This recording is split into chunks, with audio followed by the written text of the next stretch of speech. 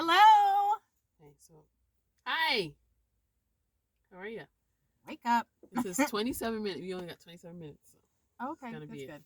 That's all right. Keep it It'll tight. just we'll just cut off Okay. if we Well, at overtalk. least it tells us. Yeah. Hi, people. We already said hi, but hi again. Who knows what order people are watching these videos. So we've been gone for a while. A very long while. I think the last video we posted was probably in June or something like that.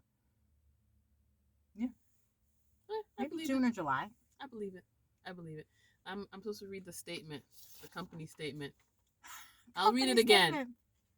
Life stuff happens, and YouTube can never overtake our lives. This is according to this person right here. So, yeah, I just wanted to read it. But So, that is real. We've had a lot of life stuff happening.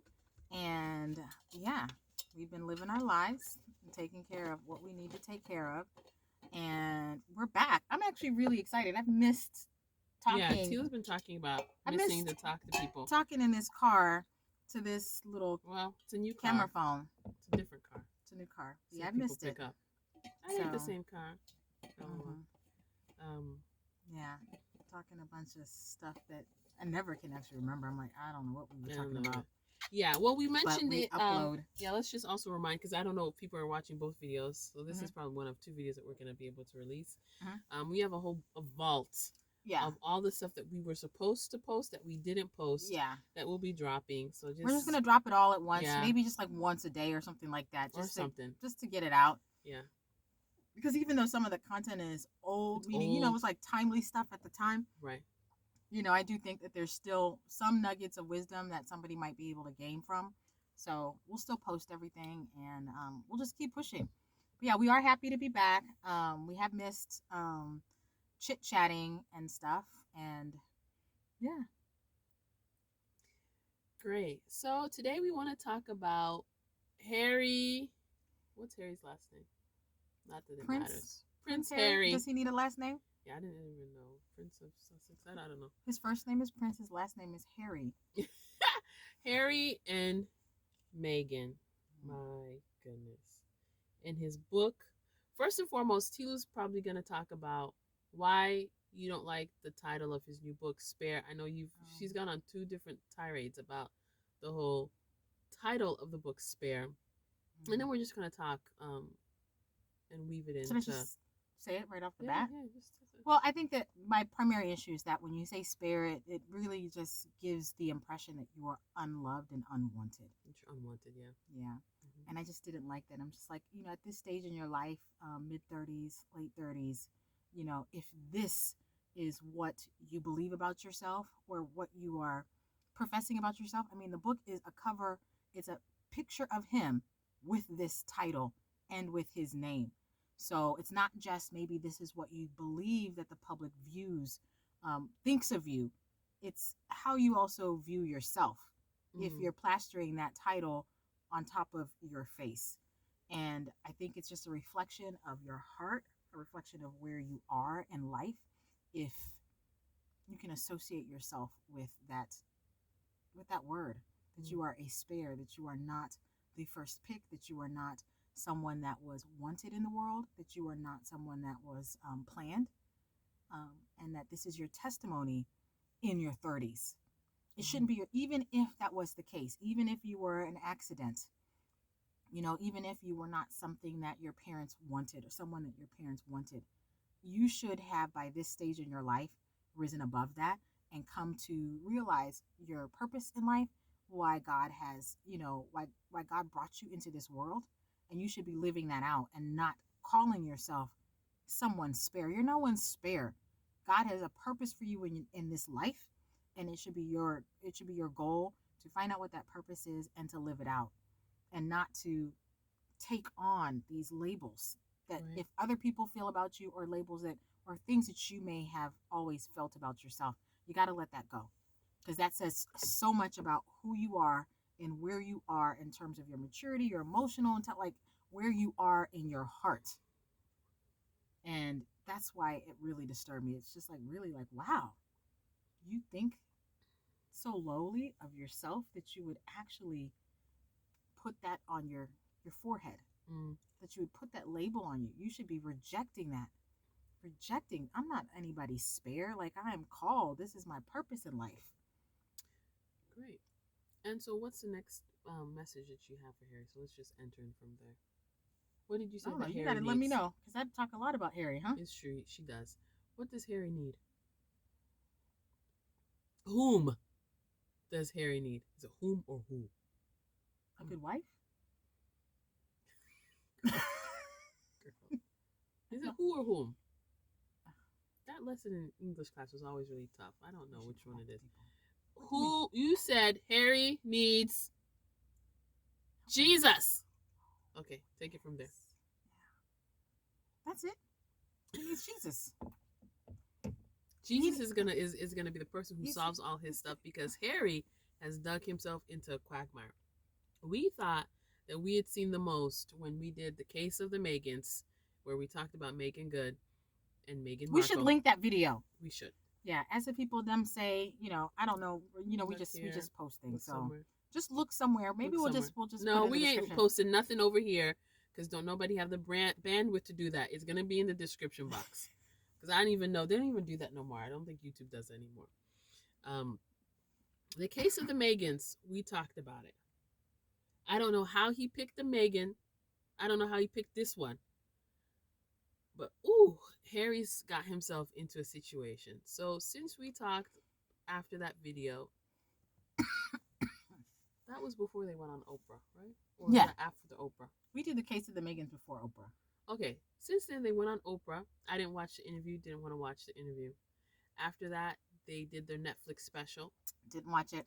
Didn't watch it. Not planning on watching it. Mm-mm. Then he wrote the book. Haven't read it. Not gonna read it. So we're taking some of our snippets from what he said from clips that we've seen on the news. I think that Candace lady did a something. I don't know. I've listened to a lot of people. I actually I listen to a lot of Harry Meghan content because it's very disturbing to me. Yeah, I personally don't because it's gonna trigger, and I just. Well, I listen to it because I'm just really fascinated. I'm like, wow, they really like. They are such crazy people, and this is one of the things we talked about. Harry needed a stable woman. Did not need Meghan Markle. Period. She pushed him over the edge. All the way over the edge. Well, let me tell you something. People out there in the internet world, when you are unstable, and I'm not trying to say this in a fun way, but if you know you're dealing with some issues that are unresolved and that are really traumatic. If you are not solid, if you are not solid as a rock, if you are not a brick, you need to marry yourself a brick so you can now grow. There ain't no way that now you go and you marry another rando who's unstable as all get out. Make it make sense. How are two unstable people gonna make it happen? So Harry needed someone who was stable, but instead he picked crazy Meghan. Meghan, me, Meghan. Calculating Meghan. Manipulating Meghan. Meghan passing. What do you call it? Passing Meghan. All of a sudden, Megan's black. Really? Megan's black? Really? I mean, I didn't know when I watched that Hallmark movie when she was acting in a family of white people. That's what I'm saying. And her mom and her sister were white. I was like, oh, so is she... Megan I was like, is passing. That is my personal opinion. She's wanting to pass. So now for her now to pick this whole people of color thing, she's manipulating us and getting you black people out there to jump on these bandwagons trying to boycott people. She ain't about this life. She hasn't been. And that's why one of the things I take issue with her over. She's living her best life as whatever it is that she's trying to live her best life as. So that's one of the things I just never understood. The next thing is that we interrupt our regularly scheduled television for TV requests. I want to watch Octonauts. Anyways, so I don't know why where's the lock button? I don't know why he picked Megan, but that wasn't it. Okay. Sorry. Just go in the house. Bye. what was I saying? You said, I don't know why he picked Megan, but that right. wasn't That it. was mistake number one. Yeah. Okay, because he's obviously not stable, and now he's come out with a book. He's He needed talking about stuff in the book Megan. that Harry needed a helpmeet, somebody to help meet his purpose. You know, not somebody to fuel the to pain gaslight him. and to, Is that the right term? Using or the somebody gaslight to right be now? like, oh, you know, like where does it hurt? Let's keep talking about that. No. No, well, how do we get healing? How do we get a solve for this pain? Yeah, let's Not move past this stuff. Yeah, and how do we live our best lives together, and what is our purpose together? Not how do we keep dragging this, and how do we and drag our family down too? And because drag he done taken everyone out. He's even taken the whole UK, the country he took his whole family down. And this is where Harry should have been like, wait, how's her relationship with her family? Because at the end of the day, I feel like if you, because, you know, he married her when she was like well into her 30s. You know, if you meet someone who's in their 30s and they either don't have a good relationship with any of their family members, or with at least half of their family members. You want to talk about red flags? Flag. Yeah. So yes, maybe you might have been born into a family that has issues, but as you mature, it is your responsibility to strive to have good, healthy working relationships with at least some of them, not just one of them, not just your mama. You know what I'm saying? Like some of them. Right. It's your responsibility. That's a reflection of maturity. If you're dealing with someone who allegedly mailed back, you know, her engagement ring, no, her wedding ring. Her wedding ring, she was married. In a FedEx container, flag. I mean, there's just so many flags. If you're dealing with someone, but this is technically after they dated, who went, you know, on a humanitarian trip just to, you know, I don't want to say just to, but I'll just still keep going. Just publicity? To kind of have her own little personal public photo shoot where she brought her makeup person, her photo person, so she can be photographed with holding the little poor kids. Flag. This is before they dated. Flags. Yeah. I just don't understand. And now, and part of my issue with this is now, because news is how news is, now this has to be on rotation. Yeah. I don't want to hear about you and your crazy wife. I really don't. But now I'm forced to hear everybody's talking about you and your crazy wife and the silly choices you made. Is that true, what you told me about how she had to call Tyler Perry? Well, that's just what I heard somebody say was mentioned in the book. Okay. That she cold called Tyler Perry, crying on the phone, talking about this and that. You don't know him. Do you know what I'm saying? That's what I'm saying. Why are you trying to elicit sympathy from us when you left a cushy situation with no plan and dragged this man to Canada and then to America with no plan? And now your plan to make money is to basically divulge all of his dirty laundry, you know what I'm saying? Including text messages between, you know, his now wife, and his sister-in-law about his brother's family. You know, like if you're having if there's a text message exchange about your brother's kids, do we need to reveal the contents of those text messages with the public? Let me tell you something, people, because we're really using this as edification for us. You need to do a road check. And if when you do your little road check, you know that none of your friends are people who are going to talk you down, you have a problem. You need to have friends that are going to talk you down. They're going to allow you a chance to be like, I can't believe. And you know what she's going to do? Matter of fact, let me call her right now. I'm going to tell her exactly what I feel. You need one friend. I think we've got friends like that. And sometimes, you know, you can, you know, you like that energy, but it's not edifying. It's not helpful. You need a friend who's going to be like, girl, I know you're upset. But once you call and you leave that message, you drunk dial or whatever, then what's going to happen? Do you know what I'm saying? You need to have people around you who are wise, people who have wise counsel, people who have something edifying, you know, to be like, no. While you may feel blah, blah, blah, blah, blah, this is not going to age well. It's not going to bode well for you. It's a bad idea. I don't understand where it's like you are just surrounding yourself with people. So please, guys, make sure you are surrounded with people who have sense. Are we talking about Abigail? No, but I guess you're gonna bring up Abigail. Well, I just thought this is actually a good opportunity to bring up Abigail, one of Our David's, friend, yeah, our a BFF. woman I greatly admire, one of David's wives. Mm. At the time, when she's introduced in the Bible, she's actually the wife of Nabal, Mm-hmm. and David is getting ready to go kill every man in Nabal's household because Nabal done popped off yeah, and and said he some got the wrong things one. He he got the shouldn't wrong have one. said. Yeah, David was like, he said what? What he All said? I've asked him is for some bread and some sustenance or whatever, and I To have feed my troops. taken care of his sheep. Mm-hmm. You know, no harm has come to his sheep and his herdsmen the whole time they were out there in the wilderness. And I've just asked for him to give us a little bit of bread. And he's like, who this? Jesse, son of who? Who, plenty of people leave their masters and they turn around and they, start impersonating other people. I don't, you know, no. Nabal basically said no. David got in his feelings and he told his soldiers to suit up. We're gonna go down to Nabal's house and it is gonna be over for him and all the men, all the men in his home. So he gets his 200 men or 300 men. They suit up. 300. They suit up. There was a movie called The 300. Remember the 300 show up at your house? What you gonna do? They suit up.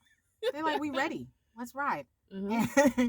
And Abigail hears this. A servant says, you know what? You know how reckless your husband is. He's popped off at the mouth. He said a whole bunch of stuff To the wrong person. Mm-hmm. And it is not going to go well for this household. She packs up wine, 200 loaves of bread, dates, sheep that's already dressed, dates, raisins, all this stuff. Sends the food in advance. She hops on a donkey or whatever, and she rides out too. And your donkey's slow. She falls in front of him. And she's like, my Lord, my Lord, my Lord, you need to put this issue on me. Do not, my husband is a scoundrel. He's foolish. He doesn't know how to talk to nobody, but let me, so now she's like interceding for him. And one of the things she says, I'm just, let me see if I can find it. One of the things that I really admire about Abigail is that David was hot. Mm-hmm. He was in his feelings, but she knew how to talk him off of a ledge and speak life into him and remind him of what his purpose is. Purpose, right. And who God has called him to be. And do not allow this issue to now become a hindrance in the place that you are going. You are about to ascend into the throne. Don't let this be an issue that now becomes a noose, becomes a hurdle for you that you now need to overcome. So let me see if I'll start reading from 1 Samuel. Sorry, this is not my Bible. 1 Samuel 25, verse, Does it say 39? What does it say? This is 25. 1 Samuel 25, verse 30. It says, and it shall come to pass when the Lord has done for the let me just read from here. And it shall come to pass when the Lord has done for my Lord according to all the good that he has spoken concerning you, and has appointed you ruler over Israel, that this will be no grief to you, nor offense of heart to my Lord, either that you have shed blood without cause, or that my Lord has avenged himself. So she is very much concerned that there is going to be blood on his hands if he puts himself in a position where he goes after this man. He's like, forget the fact that this is my husband, my household, or whatever, but this is not something, you don't want to do this because of the position that God has called you to do. And so I just feel like there's just there's a juxtaposition now between how Abigail fearlessly could be like, oh no, he's operating in emotions, and these emotions are going to destroy him. Right. And she could speak life and speak sense into him in a way that he could hear. And David listened to it, and he set his weapons down. And now you've got someone who can now say, oh wow, you're emotional right now. I think you need to press in and lean into that.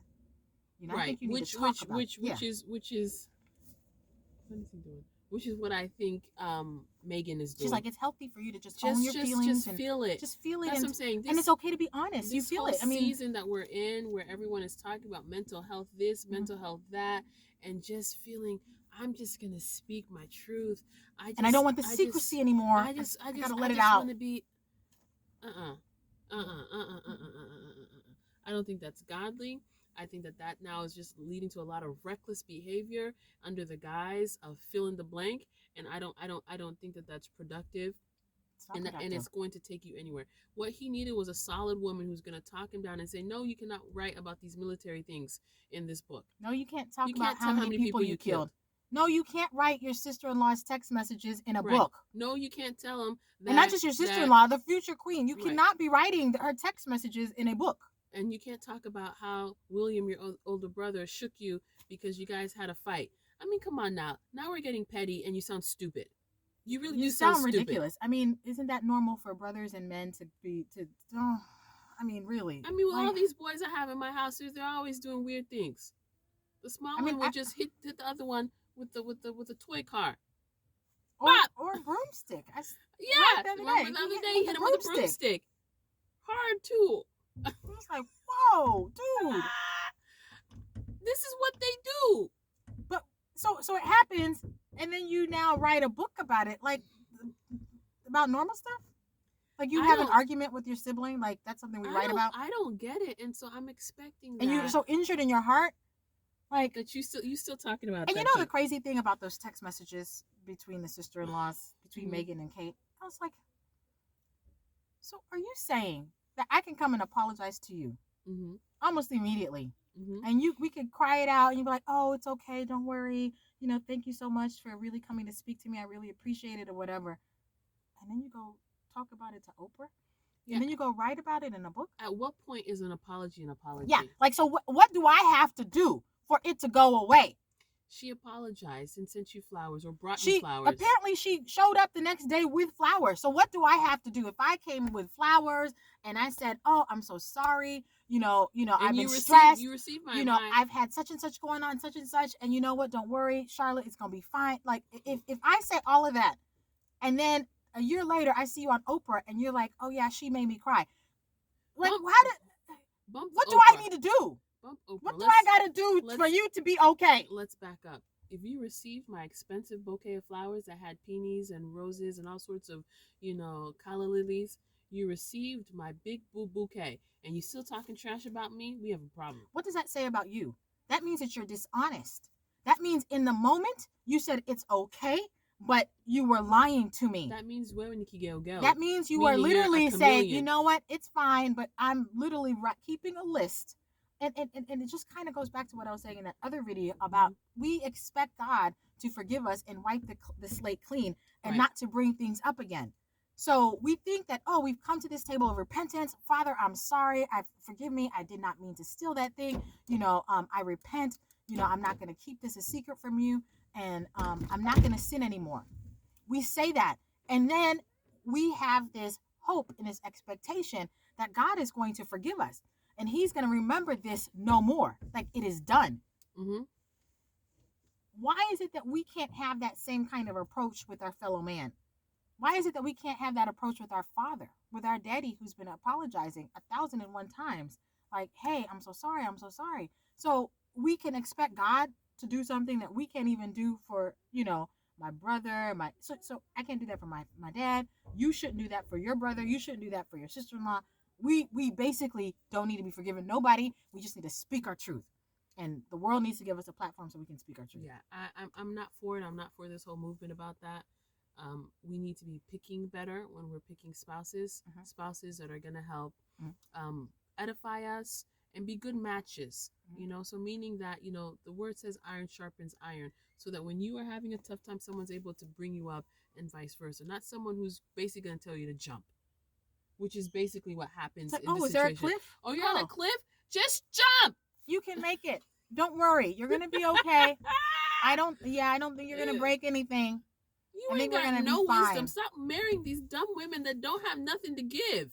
And vice versa. Don't marry a dumb man that has nothing to give.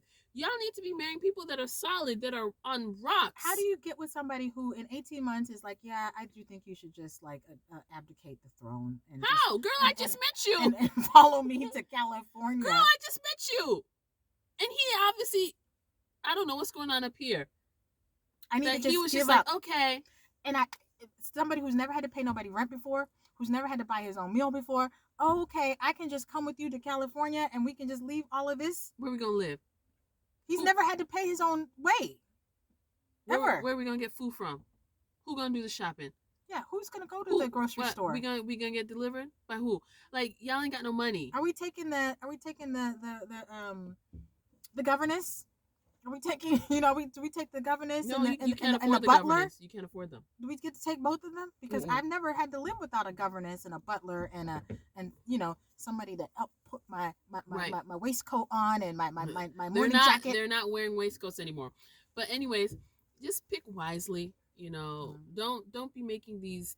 I just don't want us to be getting our cues from social media, and because I just think whatever people are teaching us and sharing are not edifying to the body, especially as Christians. Again, we're talking specifically for Christians. I mean, some of this obviously can spread over, but our audience are Christians, Christian women. Don't be stop and don't. And if these you're people Megan, are just heavily, stop it. leaning heavily to the feminist side. Be careful. It's not because the message is heading. It's leading you down a particular path, which is a ditch. Yeah, it's straight in the ditch that you in a deep ditch that you can't get out of. Yeah, they're not leading you closer to God. And, no, there's nothing about freedom and. I feel like feminism is such a me thing. I need my voice to be heard. Men have just been abusing us all these centuries, and we need women to rise up, and we need a platform for women. Oh gosh, it's tired and it's done. And we're over it. I'm tired of hearing these me people. Anyways, pick well and be well in 2023. Is that it? That's it, because this time he's saying that's it. Okay. All right, guys. Bye. We'll see you next time. Bye. Take care.